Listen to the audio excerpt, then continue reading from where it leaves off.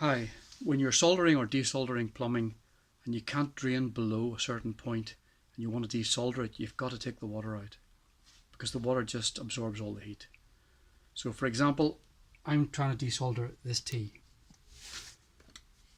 So what am I going to do? I don't have a syringe, but I bet everybody has one of these under their sink or in their garden shed. So take it off, take this knob off the bottom and feed this into the pipe. It can be quite difficult.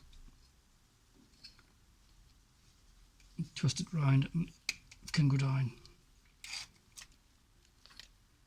Famous last words. Come on, this time.